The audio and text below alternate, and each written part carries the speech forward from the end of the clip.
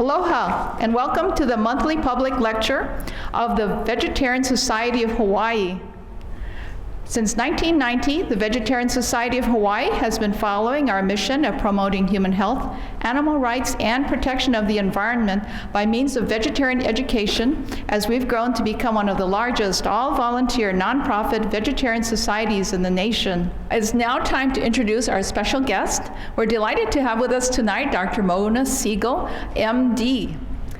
Tired of putting out fires instead of truly seeing her patients restore their health, Mona Sigal, MD, decided to switch careers from emergency to lifestyle medicine, which she believes is the future and will bring the necessary paradigm shift in healthcare.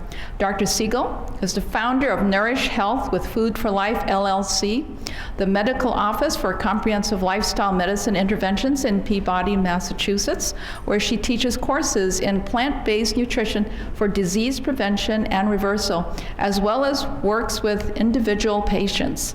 She is a certified physicians committee for responsible medicine, that's PCRM, Food for Life instructor, and she holds certificates in plant-based nutrition from Cornell University and the Wellness Forum Institute. Dr. Sigal is a frequent speaker at professional conferences and lay events, and we're delighted and very lucky to have her with us today. So her presentation tonight is entitled Slick Facts, Truths and Myth About Dietary Facts. Please join me in welcoming Dr. Mona Sigal.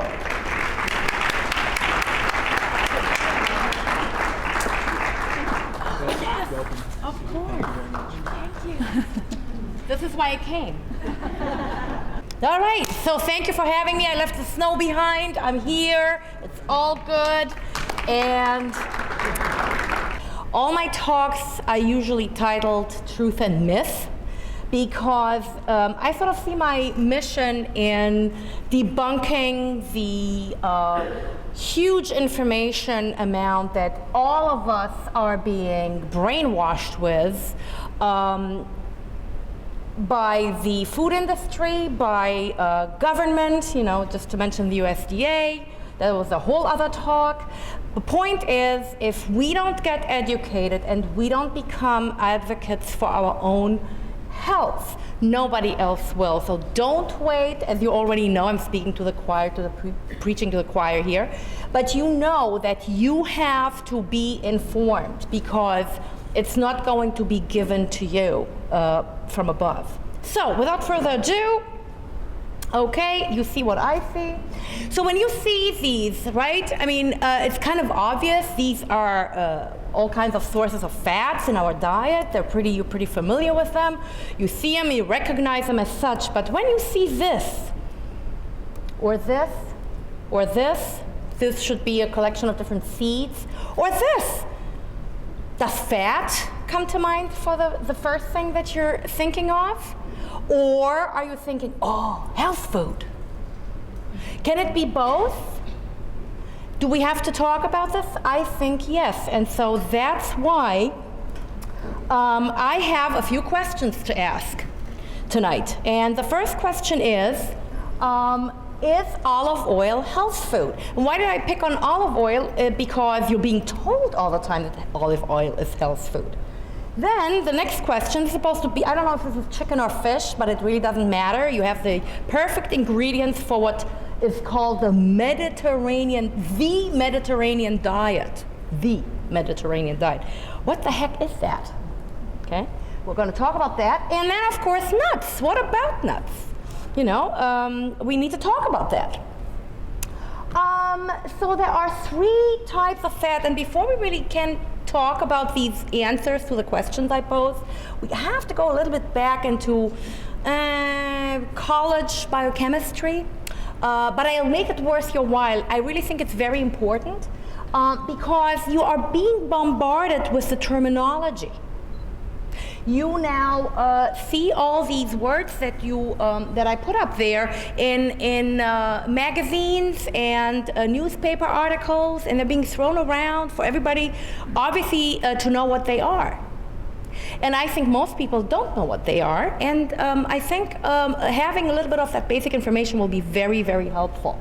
So we have basically two types of fat. And when I say fat, precisely we need to talk about fatty acids, as I will show you in a couple of slides from now. There are natural fats which are saturated or unsaturated, and under the unsaturated we talk about monounsaturated, single, mono, or poly, multiple unsaturated, and I'll show you what that means. Then there are man-made fats, because we can always trump nature. Hydrogenated, trans, and interesterified. Yeah, we'll talk about those. And don't roll your eyes, even if you don't do it overtly, you might do it in there. It's important to know these terms. One thing to remember is that no matter what, all naturally occurring fats, all naturally occurring foods contain various degrees of all of these fats. And case in point, broccoli. Do you think of fat when you see broccoli? Probably not. But it does contain fat. Every single living thing has to contain these fats because they're part of their structure. Okay, so yes, broccoli, in fact, about a pound of broccoli has a total fat content of 2.2 grams, among which you have saturated, polyunsaturated, and monounsaturated. So that's important. There is, in fact, no fat-free food, whether it's coming from animals or plants. Sure, animals, we know there's lots and lots of fat there, but yes, even plants, even the poor leaf of lettuce has some fat in it. It's part of its structure. Okay, I said biochemistry college level, okay? Somebody said it's kind of college level, so we'll see what level we end up at. But here's the example of a fully saturated fatty acid, kind of middle chain length. And the structure is, the recipe for the structure is always the same. So we have, all right, so you see the chain of carbon atoms, and each carbon atom has 4 binding capabilities, which in this case, what happened? Here it is. Which in this case, you see is saturated with H, hydrogen atoms, all around. Now, the head of the molecule, the beginning of the molecule, sort of the analogy to a little worm down here, is the alpha end. And that end is always the same. There's a carbon with a double bind to an oxygen atom, and then what we call the OH carboxylic group. This is what makes it chemically an acid. So the head of the molecule is always the same, never changes, but this is going to be subject to a lot of change. So the head of the molecule is designated alpha, and the end is designated omega. Keep that in mind.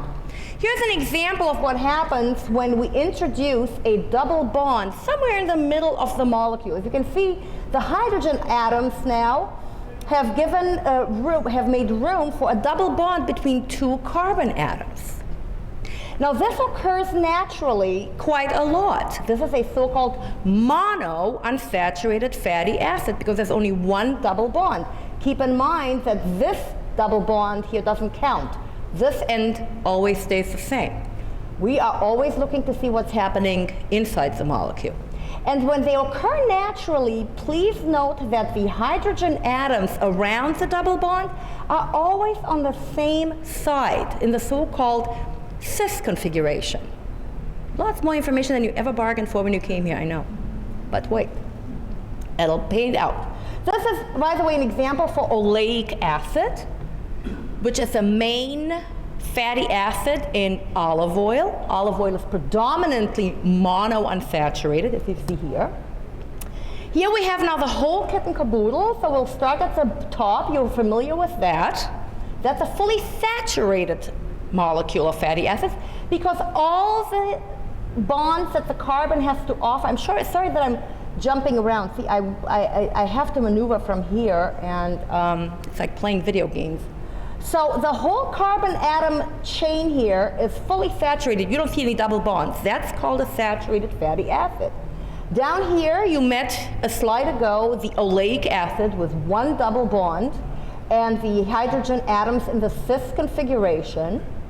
Look what happens when we introduce more double bonds. So if we have more than 1 double bond within, this is called now what? A polyunsaturated fatty acid, right? So let's just see what happens.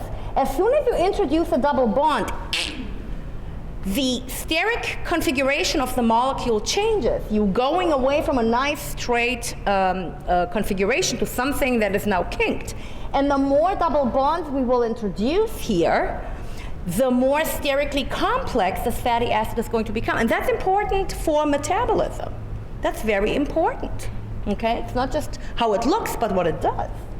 So here in this case, remember, we always call the head the alpha end, and the end of the molecule the omega end. By convention, the names given to the polyunsaturated fatty acids are determined by where the first double bond sits when counted from the tail end. So we have 6 carbon atoms here before the first double bond. So this is now what? A polyunsaturated omega-6 fatty acid. Omega-6 because, so there could be a lot more double bonds in there because omega-6 fatty acids could have 3, 4, 5, however many, but what gives them the name of the group is where that first double bond will sit. So naturally, omega-3 fatty acid means that the first double bond, I don't have a picture of it here, but the first double bond would be sitting here. All right? You with me? No, I haven't lost anybody yet, right? So that's a saturated one, that's a monounsaturated one, and that's a polyunsaturated one with its name derived from the omega end of the molecule. Lovely. I mentioned hydrogenated fats being the group of fats that are man-made. What are hydrogenated fats? Exactly what the name implies. We're taking fats and putting more hydrogen atoms in there. Therefore, that means that we need to have some double bonds to crack open, right? Because if the double bond here is occupied between those two, there's obviously room for 2 more hydrogen atoms. And that's a man-made process that has become very popular. We'll talk a little bit more about it. But in the process of this chemical reaction, watch what happens. The desired outcome is this, a nice, straight, fully saturated fatty acid. But that doesn't always happen. What happens often is, instead of breaking and saturating this double bond, whoopsie-doo, flipperoo. So we went from the cis configuration to the trans fat. Heard of trans fats before? Here they are. So the trans fats are products of man-made fat production, where instead of breaking the double bond and saturating it, we're simply flipping the hydrogens around. The molecule has straightened somewhat, but now it has some very significant consequences I will shortly be talking about. So here we go again. Cis, as it often occurs in nature, and the trans configuration that is produced from man-made hydrogenation. Okie dokie. Now we're going to we talked about structure, now we're going to talk a little bit about function and origin. Now the fully saturated fats, how do you recognize them? Is coconut oil an oil? No, it's a butter, right? Because it's highly saturated, therefore it's solid at room temperature. So whenever a fat is solid at room temperature, you know that the degree of saturation is very high. That renders them also very stable. Stable in the sense that A, they can tolerate very high temperatures, and B, they prolong the shelf life of all the products that they are made with. And that's the whole idea. If I buy a bag of Oreos, of course you don't, but if you do buy a bag of Oreos, God knows when they were made. And then sat on a store shelf, and then you brought them home, and of course you're eating one at a time, therefore it's going to live on your shelf for a very long time. And every time you open that bag, it should smell and look like they were just baked. And you can only achieve that if you use these highly saturated fats, which render them so shelf stable. Now, animal sources of saturated fats we're very familiar with. Lard, chicken fats, butter, the clarified butter, ghee. which makes the butter actually a lot more, by removing the protein content, you're making the butter a lot more heat stable. And of course, dairy in general, being very high in saturated fat. But there are also plant fats that are highly saturated, and I will show you a lot more about that. And you all here in the tropics should be very familiar with them. They're coconut, palm kernel, and cocoa butter, okay? And they all have in common, physiologically, metabolically, that they're doing bad things to us. And this is unequivocal. And even if the USDA dietary guidelines don't want to quite recognize and say it, these guys still raise cholesterol and LDL levels, which is the bad cholesterol fraction, and they lower the good cholesterol level. All the things we don't want. Now, monounsaturated, remember there's only one double bond in there, MUFAs. You can sometimes see the term MUFAs. They're kind of metabolically neutral. They don't really do much to our lipid metabolism. However, maybe lowering a little bit the LDL, provided that you remove other fats in the diet that raise the LDL. But you know, foods that are high in monounsaturated fatty acids are also high in calories. The most important one being olive oil. And I will show you that olive oil is primarily monounsaturated fatty acid. A pound of olive oil brings in 4,000 calories. A pound of olives, on the other hand, only 512. The suggestion is here not that you should eat a pound of olives. The point is, if you have the whole food, and you know, for all of us who call ourselves vegan in this room, hopefully we all know what we're talking about, because you could be an Oreo vegan, and that's not the veganism we're promoting, right? We're talking what? Whole foods, plant-based, minimally processed. And the other fourth statement about this way of life is no added free oils. So the message here is eat the whole food sparingly, no added free oils, because as you can see the difference just by the pound. And keep in mind, I will highlight these numbers repeatedly. It's kind of nice to know a tablespoon of any oil, olive or otherwise, is 120 calories. So, you know, you have this beautiful salad there on your dinner table, and then you go, and you've ruined the whole thing, okay? 1 tablespoon, 120 calories in oils. What about nuts? And we'll talk about nuts a lot more. But nuts are also high in monounsaturated fatty acids, and they come in with about 2,800 calories per pound. And I particularly love when you're being told, well, just a handful.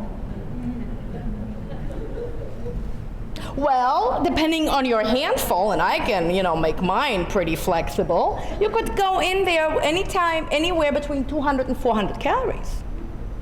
That's why we have conventionally measured out the dose of nuts at about 1 ounce.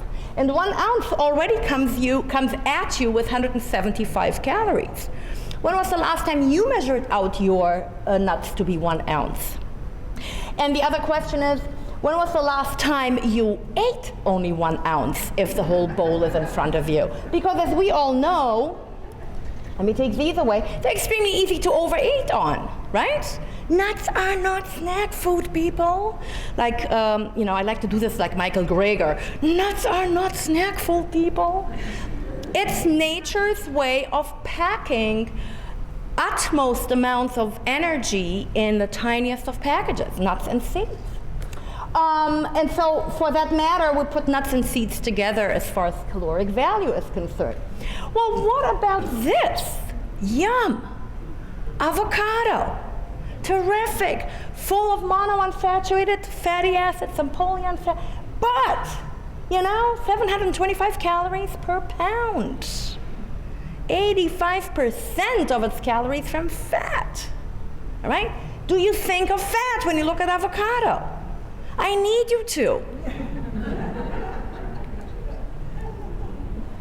But here what I need you to really remember.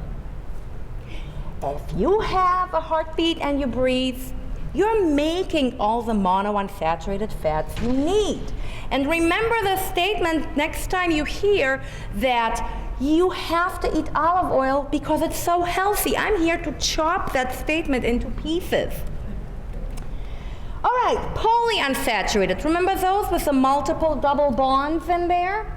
They're usually liquid at room temperature. By the way, monounsaturated fatty acid dominant oils, like olive oil, are also liquid at room temperature. But watch what happens when you can try that at home if you have some olive oil, put it in the fridge and see what happens. It gets cloudy, okay? Whereas those oils that are particularly high in polyunsaturated fatty acids, they stay liquid no matter what. And they actually can have a positive effect on our lipid metabolism, provided you are replacing some of the worse fats with these kinds of fats, okay? So that's important. You have to take some out and put some in calorically to stay calorically neutral, and then you can get the benefit. Otherwise, you're just adding calories. Main source of these polyunsaturated fatty acids are vegetable oils. And of course, we need some in the diet, and we'll specify what we need. Whole grains, fruits, vegetables, nuts, I mean, you know, what we eat on an everyday basis. That's where we get those from. Nothing to think about, nothing to search, nothing to look for. You eat these things, you get all you need. The sadder story of the hydrogenated fat is that it's really taking very innocent vegetable oil, you know, that started out as corn or rapeseed oil. You know why they're calling it canola oil? It stands for Canadian non-toxic, I forget the whole formula, because it's made from rapeseed, and Canadians figured nobody's gonna buy rapeseed oil. So it's true story, so they renamed it to canola oil. But here's the thing, we take these liquid oils and we blast them with hydrogens. Why? Because we want to have those straight, nice saturated molecules to render this solid at room temperature. There's your margarine, there's your Crisco, okay? And these guys are actually, as a group, very similar metabolically to saturated fat. But as I will show you, some of them are even worse than naturally occurring saturated fat. In order to avoid these hydrogenated fats, you have to learn to read the fine print on a nutrition label. So when I teach my classes back home, we have a whole class spent on how to read a nutritional label correctly. And the next class, we go into the store and practice. So, you know, you don't get away without knowing this stuff. This is really important. This is where the rubber meets the road. So I showed you how trans fats originate in the hydrogenation process, where we flip the hydrogens around, and these guys are bad. So that's why they got now banned from so many chain restaurants. They've been associated with some real bad diseases. And you know, even the WHO, the World Health Organization, has said, no, you can't have any in your diet, you know, less than 1% of the calories. You really shouldn't eat any. And the National Academy of Science has said there is no safe level for these guys. I mean, over the epidemiological data that we've accumulated now, we know that these guys are really, really bad. And you need to know to find them on labels. That's really key. Interesterified fat is the latest kid of hydrogenated fats on the block, and this is really bad. And I'll show you in a second why this is real, how the food industry is constantly kicking our butts with the next invention. Remember those radar? I don't know, here traffic is so slow you don't need a speed radar.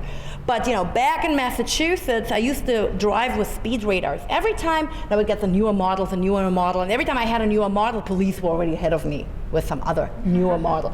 This is kind of with the hydrogenated fats. Just as we find that this one is bad, the industry comes in with another one.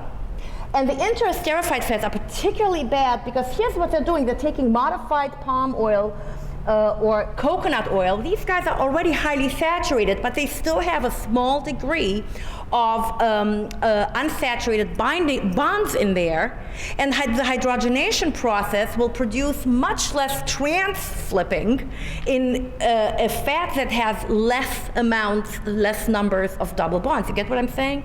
So if you have less double bonds to bombard with hydrogens in the process of hydrogenation, like in a liquid oil where they're everywhere, here you have much fewer. And yet it pays off to bombard even these few double bonds with some hydrogen and saturate it even more, because it creates an incredibly, incredibly stable fat.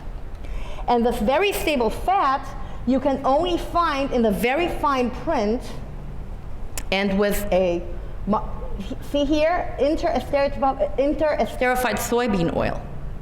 If you stop reading way up here where the label has the numbers, you'll never know that they're in there. And you have to know that they're in there because they're really bad for you. And so now you go into a store and everything is zero trans. But, you know, and if you go at the Crisco, I couldn't put a bigger picture here. It says here zero trans fat. But you scroll down and you have fully hydrogenated palm oil. Okay? So these are these hydrogenated interesterified fats that they're giving you now. No trans fat, they didn't lie. But they're not telling you what's in there. Oh, they're telling you in the fine print. Now, Earth Balance, and you know, it's a spread, it's a, you have that here, right? Earth Balance or similar spreads, please look at them. These guys don't have, they're not margarines. They're spreads made out of vegetable oil. So how on earth can they be spreadable, right? That's because, and that's kind of hard to see here, but they're primarily made out of palm oil. Primarily made out of palm oil, and of course that's, you can see this here, 3 grams of saturated fat in just a teaspoon. All right, so these are not health foods. Okay, just because they're vegan, they're not health foods. And so the adult US population still consumes a huge amount of these hydrogenated fats. And where do they come from? Commercially produced baked goods. That's what you're gonna get, you know, from your crackers and cookies. I don't care how vegan they are. Now let's talk about some good guys, because there are some good guys around. And these are the essential fatty acids, the essential polyunsaturated fatty acids. Why are they called essential? Because nobody can make them. You have to eat them from where? We'll see in a minute. No animal on this planet can make these essential fatty acids. They have to come from food. And okay, I'll give it away. They come from plants. You know, let's face it. Because what? The salmon that's always being touted as such an important omega-3 fatty acid source, where's the salmon getting it from? Eating algae, right? So that's just a tiny example. So the two we're going to talk about, of course, if there's an omega-3 and omega-6, there's also an omega-2 and omega-9. But the two we're going to talk about, because that's what you hear about most, are omega-6 and omega-3. Now, linoleic acid, omega-6 polyunsaturated fatty acid, is very abundant in the food supply. You have nothing to worry about. We need very little of it, and you always get it from everything, particularly if you eat an animal food-based diet.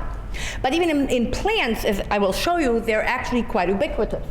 Omega-3, on the other hand, is not. So omega-3, we want to know a little more about where we can get it from, because we have learned by now that that particularly these two fatty acids, play a significant role in our metabolism. Not only is omega-3 not abundant, but there's also a ratio that we would like to keep in the back of our minds when we think about what to eat. The ratio is important. We are looking for a ratio of 1 unit of omega-3 to max 4 units of omega-6. 1 to 4. Okay? Why? Why is that important? Here's the answer. I'm sorry. There's only one enzymatic system in the body, the chain reaction of several enzymes in a row, which process these two particular fatty acids, 6 and 3, into end products. Now, because they share this enzymatic system, the enzymes don't care what they're processing as an end product. Whatever they're going to get more of, that's what they're going to process. So if you eat foods that are very rich in omega-6, you're going to get a lot of omega-6 end product. If you're going to eat less of that and more of 3, you're going to get more of the omega-3 end product. And why does that matter? Look down here. The end result of omega-3 processing produces the most anti-inflammatory substances in the body. Immune boosting, preventing clotting, all the good things you ever heard about, omega-3 polyunsaturated fatty acids are involved. On the other hand, omega-6 is exactly the opposite. So the more omega-6 your system processes, the more pro-inflammatory end product, the more blood clotting, the more immunosuppressing, and there's a whole list. I've cut a lot of slides out of this talk because of time constraints. But that's why the ratio is so important. We do want to make sure that the foods we are eating are not only rich in omega-3, but that the omega-6 is kept under control. So the first question to ask, how much do we need? Omega-3 polyunsaturated fatty acids, how much do we need? It's not that abundant, so we do want to know a little more about what is the amount that we should have on average. And the amount is tiny. 1.1 to 1.6 grams a day. This is National Academy of Sciences. They're pretty accurate in their assessments. And it's not a daily event. It's an average. And so the second question to ask is, where is it? Which foods should we eat that will give us this kind of supply without having to think too much about it? Now, let's first of all look at the group of legumes. So you have soybeans, tofu, and all other beans. And so if you need between 1.1 and 1.6, you can see that if you have, as the Asians and many studies by now have proposed, as if you have your 4 ounces, oh, by the way, this is, I should mention, everything here with the exception of nuts and seeds is a 4-ounce serving. So all the numbers reflect a 4-ounce serving. So if you have, you know, your half a cup of edamame, your cup of soy milk, or your 4 ounces of tofu, could you cover your needs just from the soybeans? Sure, you could. Because soybeans, as opposed to all the other legumes, are higher in fat, and therefore they're also going to have more of these polyunsaturated fatty acids. How about vegetables? Well, as you can see here, that's not very much, but the recommendation is really to get between 10 and 12 servings. So if you ate a really varied plant-based diet with all the dark leafy greens and all the vegetables in there, and you rotated the crops, and you really got it in on a daily basis, could you cover your needs for omega-3 fatty acids through eating vegetables? As I just said, how does a salmon do it? You know, how does the giraffe out there do it? This is how it works, vegetables. This is really the original source, especially dark leafy greens, the original source of polyunsaturated omega-3. Now, I put the fish up here, not because you should eat it, but because I want to demonstrate how marketing works. Because anywhere on the East Coast where I talk to people, everybody knows that salmon is the healthiest fish because of omega-3 polyunsaturated fatty acids. Is it? No. Salmon is number 3. Of course, we know that the cold water fatty fish is much higher in all these fats, including omega-3. But what you get in the process is really not desirable because you get a lot of cholesterol, you get a lot of saturated fat. I mean, the package, for the tiny amount of omega-3 that you're going to eat, you're getting a lot of other undesirable components, right? So fishes definitely shouldn't be the source of omega-3 if that's what you're going to do. And lastly, we have nuts and seeds over here. Now, people usually, in my experience, when they go plant-based, they start munching on nuts. You know, nuts is health food. I got to get my vitamins and fats and whatnot in my diet. Well, are nuts a good source of omega-3 fatty acids? 1 ounce with 0.1. You need 1.1 to 1.6. Now remember, 1 ounce has how many calories? 175? How many ounces would you have to eat to get your adequate amount of omega-3? No. So the answer is, you know, even if you're challenged in math, I'm telling you right now, nuts are not a source of omega-3 polyunsaturated fatty acids, with the exception of walnuts and flaxseed.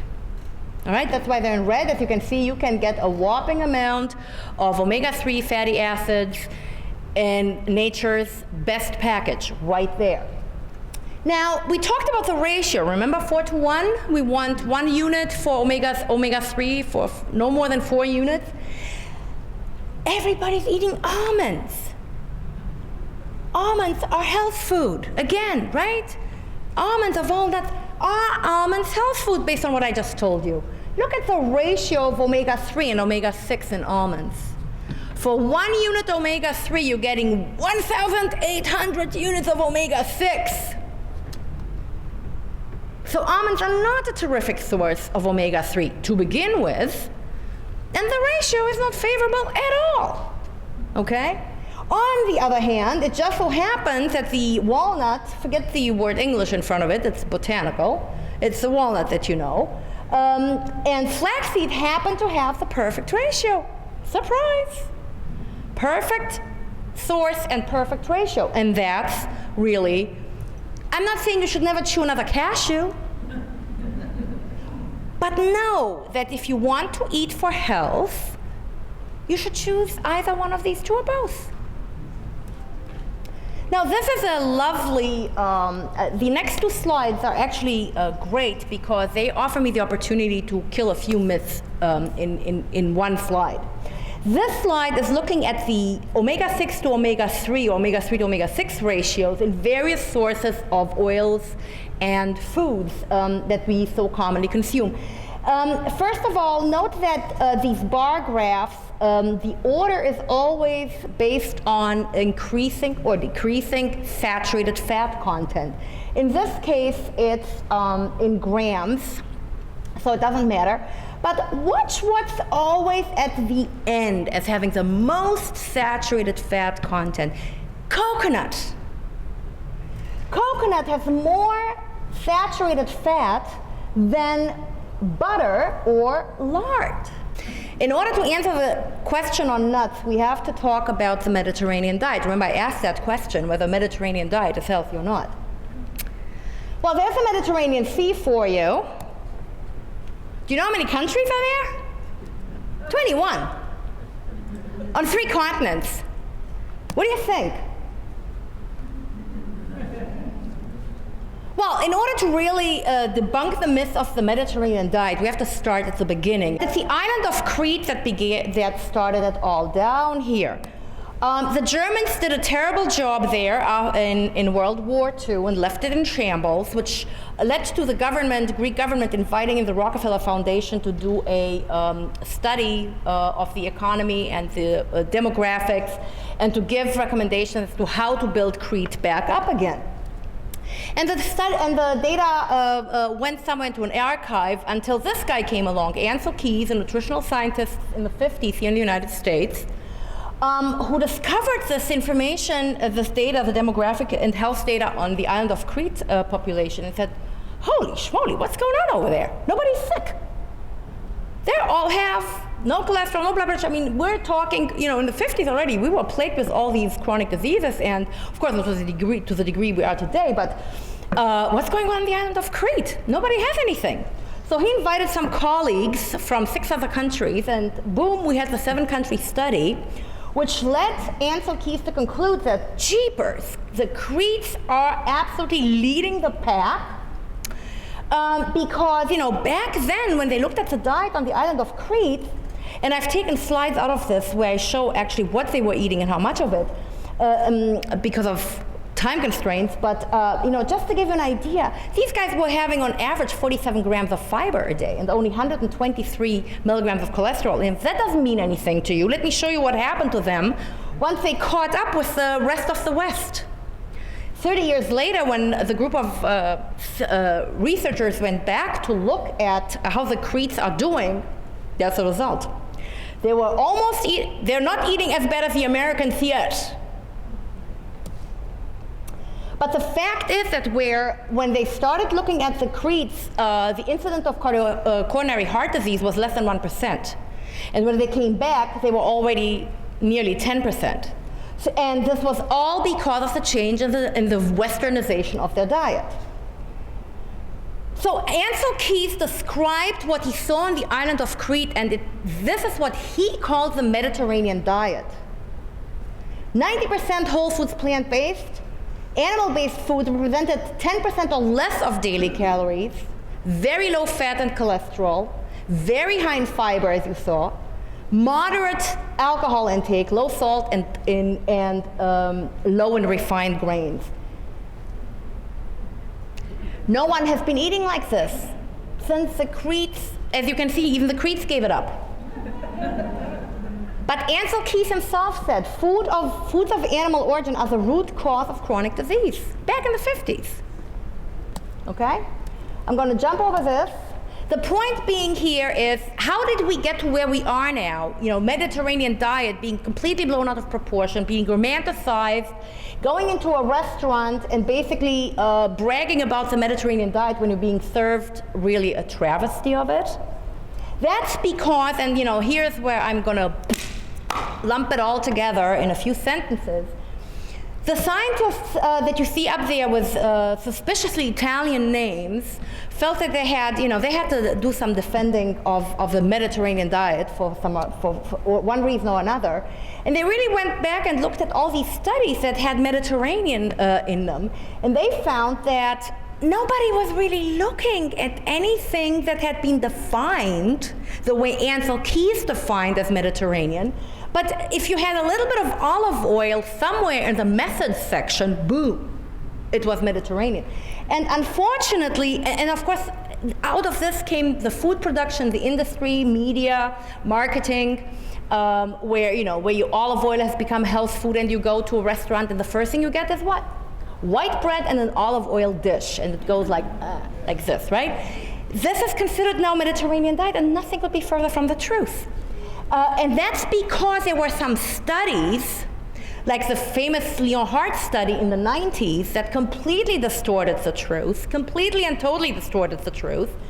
These guys weren't even looking at olive oil in their study. They used canola oil. The point being is, if you look at the methods section in the famous Lyon Heart study that got a lot of the bad balls rolling, these guys, there was nothing Mediterranean, because if you remember what Mediterranean meant in those numbers, high fiber, low cholesterol, low fat, you go here and you look, fiber in grams, 15 grams, 18 grams, whereas the original one has 47, okay? Cholesterol between 312 and 203 milligrams between the two groups.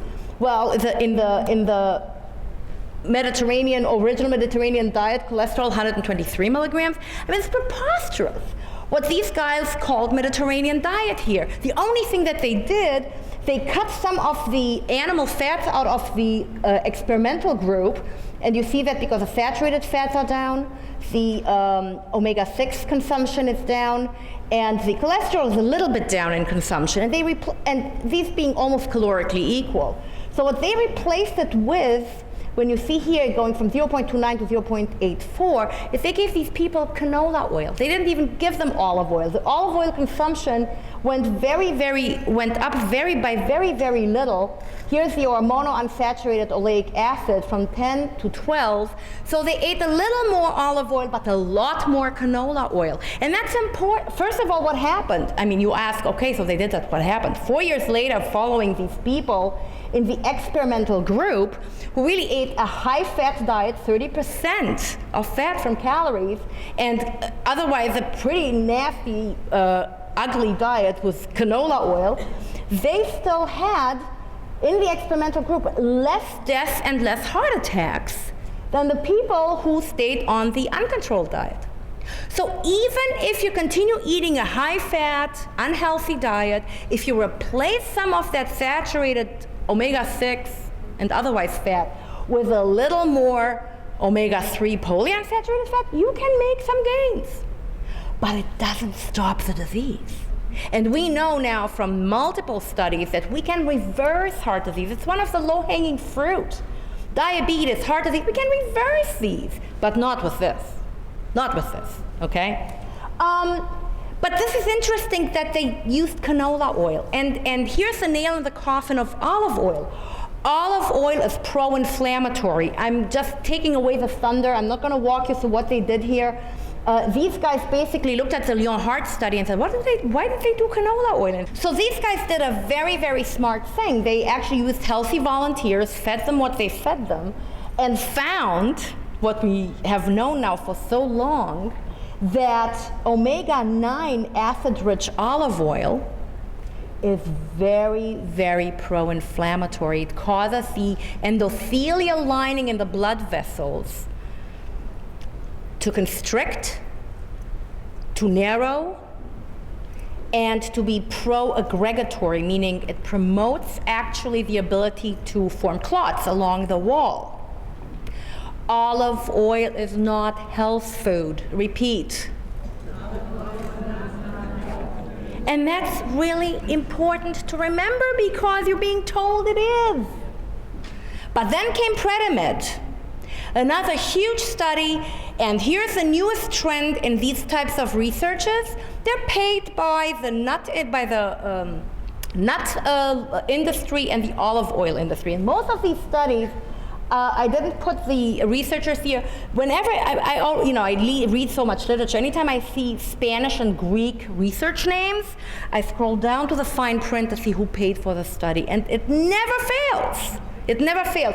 So this is a classic study where people were given a pound of free nuts a week, a pound of olive oil a week, and this was then called the Mediterranean diet in the experimental group.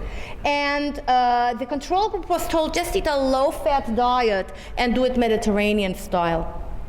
And if you look at the methods, there's nothing else in there. And the foods, the oil and the nuts were provided by the sponsors, just so you know. Now, and the people were watched for 5 years. Now, as opposed to the other study where I gave you the actual diet composition, I'm not doing it here because it's quite complex. Over 7,000 people participated. But again, we're seeing the same nonsense. There was really no change in anybody's diet. Everybody ate high fat. Not even the American Heart Association said, eat that. They ate more fat than even the American Heart Association recommended. Nothing in there was Mediterranean-ish. Remember those numbers from Ansel Keys.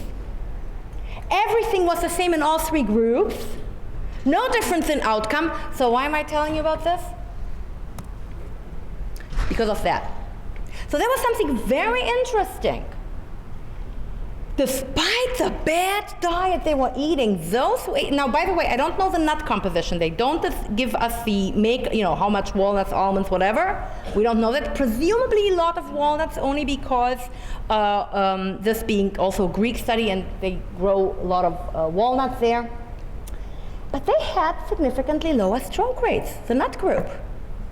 I always am very, giving it to you guys is one thing. When I talk out in the community back home, this is a very dangerous message because people then go home and I can't go on and eat my bacon as long as I have some nuts in there.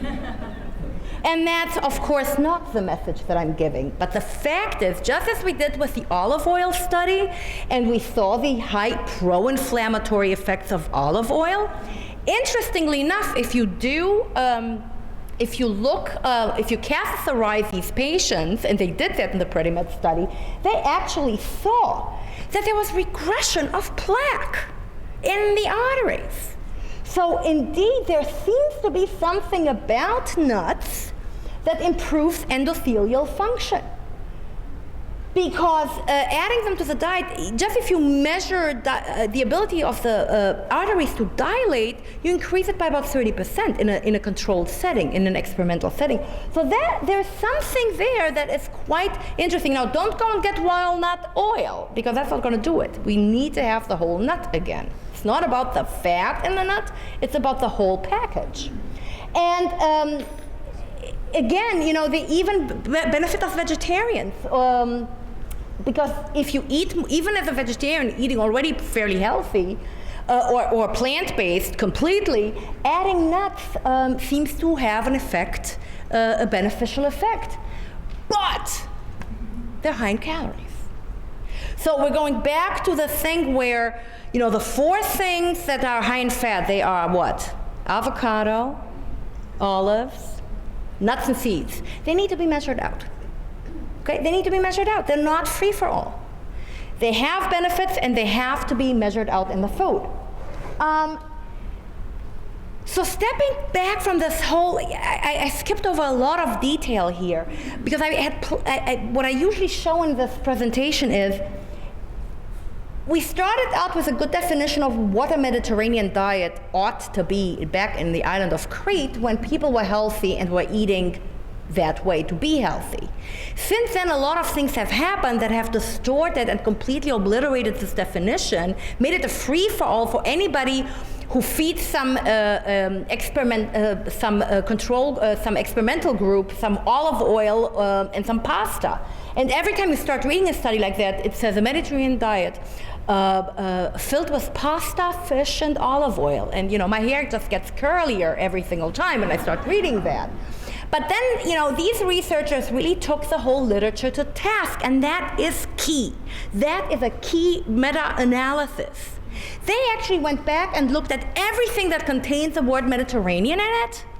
And what did they find? They developed a scoring system, the Mediterranean Diet Adherence Score. And they found that in the studies where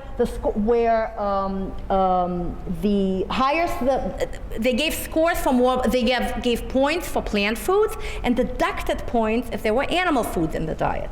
And what they found was that the higher the score in the study, based on the score that they devised, the lower the incidence of all these terrible chronic diseases that we want to prevent was. Incidentally, the score will also coincide, the higher score was also coinciding with more plant foods in the diet. And they concluded, the Mediterranean diet can be considered to be a near vegan diet. And as such, it shouldn't be surprised that it's actually beneficial in preventing disease and reversing disease. So based on the score, both the Lyon heart study and the Predimed study would have never ever made it as defining the Mediterranean diet. Because if you really apply the score to the sea of literature out there, research literature, very few studies really give you the criteria. And those few studies happen to be huge studies, huge epidemiological studies. There is no doubt, people, that the plant-based whole foods, minimally processed, no free oil added way of living, it's not a diet, it's a way of living, is beneficial. It's very simple. But you leave here and you go out to have dinner, and this is what happens. Because what you get in restaurant is refined grains, lots of alcohol, lots of oil, lots of fat, lots of salt. That's what you get in Italian restaurants. So the three questions that we asked in the beginning, is olive oil health food? No, absolutely not. And unfortunately, I had to jump over the coconut story and a lot of other things, unfortunately. By the way, olive oil has zero, because I do have a little time, this is really important. I hate olive oil. Olive oil has no omega-3 that you're benefiting from, none. It's all omega-6 and monounsaturated fatty acid. And when they came out and said, but it's not about that, there's phytosterols. Olive oil is rich in phytosterols. Very beneficial compounds, by the way, not to go into too much detail. They mimic the function of cholesterol in the body, but exactly the opposite. So it mimics cholesterol, but it actually blocks its effect. In the gut, for example, it can actually compete with the absorption of cholesterol in the gut by blocking receptors. So phytosterols are great. And the slide that I had with that was that it shows how 1 tablespoon of olive oil at 120 calories has 30 milligrams of phytosterols. While next to it, I compare it to leaf lettuce, which is kind of really, leaf lettuce, seriously. Leaf lettuce, for 120 calories, has 300 milligrams of phytosterols. Now, of course, 120 calories of leaf lettuce is 24 cups. But if you eat only 2.5 cups, you get 30 milligrams of phytosterols, the exact same amount in 120 calories of olive oil for 12 calories. So what I want to say is, don't believe any marketing. Don't believe any health promises, any beneficial nutrition promises made by anything out there. Make sure, and that's another thing I teach my people back home, where to get your information from so that it is truly reliable. You know, can't always be just the one talk at the Hawaiian Vegetarian Society. Right? So, olive oil, no health food, and I had the stuff about coconut, but I think you gathered from my presentation already that coconut is not health food. And of course, there's no one Mediterranean diet. There's only the criteria of what makes a diet healthy, and yeah, based on Ansel Keys' findings, that was Mediterranean back then. It's not what's Mediterranean out there now. It has to be predominantly plant-based, and then we call it just plant-based. And the nuts, here's a story. It's complex and very fascinating. I didn't get into all of it, but walnuts, as I showed you in comparison to the other nuts, walnuts may seem to play a vital role because of the nutrients that they give you, and the protection, the anti-inflammatory compounds, but you gotta be careful because nuts are overeaters' favorite and therefore will pack the calories on. So here's the summary. Avoid the worst fats, which are saturated and hydrogenated, meaning the man-made ones. Ideally you would decrease the fat to something like 15% of total calories. Okay, 20 if you push it. But when I work with patients one-on-one, it depends on what you're coming with. If you have serious disease to reverse, then we will all benefit from reducing fat overall. And do try to remember a little bit of numbers in terms of 120 calories for a tablespoon of oil, any oil, 175 calories for 1 ounce of nuts, just because it's so little. And half an avocado, 175 calories, they're packing on the calories there. And easy to get your omega-3s. Don't worry, fish oil is out. I think you know that. The capsules are long out. Eat all the greens and fruits and vegetables. My God, you're in Hawaii. How tough can it be? But if you want the extra insurance, you can have a tablespoon of ground flaxseed or an ounce of walnuts a day, in your oatmeal or whatever, or salad. And you're all set. There's nothing to think about here, okay? And really important to decrease omega-6 intake for the reasons I showed you. Very, very, very pro-inflammatory. And you do that by avoiding vegetable oils in general. I would have shown you how high they are in omega-6. But processed foods and animal-based foods, that's really where the majority of high omega-6 intake is coming from. And so essentially we're back to where we started, whole foods, unrefined plant-based diet. Don't eat fish, live like one, namely eat your greens. And I make the plane. So, questions? Sir, what should he replace his olive oil with? Olives. The question is always coming from people who cook with it and who think that salad dressing without oil is no salad dressing. Nothing could be further from the truth. You don't have to cook with oil, it's a flavor enhancer. And if you cook with olive oil, it's the worst oil of all because it's low in, it burns off quickly at low heat and then becomes carcinogenic, so good luck. So that's a very good question.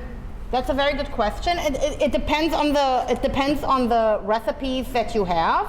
Now keep in mind, baked goods are processed foods and should be eaten very sparingly. They're treats. And I would say, what do you use in baking? Nothing, because I don't bake. Seriously, I don't bake because, if I have it, I'll eat it and I don't want to. I love it, but it doesn't love me back. But the point is there are wonderful plant-based recipes out there that use plant-based fats. You saw the Earth Balance up there. Is it health food though? No, it's not. Now, if you're going to have a muffin for your birthday, knock yourself out. But if you're going to have a muffin every day, there's something wrong with your diet. You know what I mean? Okay, next. Seaweed, kelp seaweed in the diet. You want to be careful about, in general, seaweed in your diet. I love seaweed salad when I go to Japanese restaurants, but that doesn't happen very often. I would not recommend it to have it every day because you can really overdose on iodine. Okay, seaweeds are very rich in iodine. Could really do a number on your thyroid gland. So what's so bad about coconut oil? So for starters, I showed you that coconut oil always makes the bar to the most right of any graph because it's just so extremely high in saturated fat. Here the legend says that green is saturated, yellow is monounsaturated, omega-6 is purple, and omega-3 is blue. So for starters, you have no omega-3 in coconut oil, you know, little information there. You have a bit of omega-6, you have a bit of mono, and it's all saturated fat, big on saturated fat. If we go to the next slide, there's coconut oil again, whoop, all the way up again, saturated fat. This is now in percentage, it's over 90% saturated fat. Okay, coconut oil is great for your hair, for your skin, applied externally. There are, you know, all these things that you hear, it reverses Alzheimer's and makes your hair grow, and there's look, I'm a physician, I need the research, show me the data. We don't have any peer-reviewed studies, reproduced studies that have shown any of the promises out there. So until I get the data, this is the fact, okay? If we go back here, I mean, since you brought me to this slide, now you're going to have to bear it. This is, you know, look at the olive oil up here. Whoops. So, whoops, where am I? Olive oil. Olive oil, the ratio, so the tiny, less than 1% omega-3. The ratio of omega-6 to omega-3 in olive oil is 13:1. So not only is it all monounsaturated fat, which you make, but you also get a very pro-inflammatory fat here. In addition, let me go to the next slide because that's where I like to show this. You know, promotion of olive oil health food. But in fact, if you just come, and sir, this is not for you to go home and use the other oil, that's not the message, but just to show you how marketing works, canola oil is much healthier than olive oil. It only has, here's your olive oil, that's here, olive oil, has twice as much saturated fat than canola oil. Canola oil has a lot more omega-3. Olive oil has less than 1%. That's why they used it in the Lyon Heart study. Remember, they didn't use olive oil, they used canola oil. So, you know, where's the marketing people from Canada selling the canola oil as health food? Bye!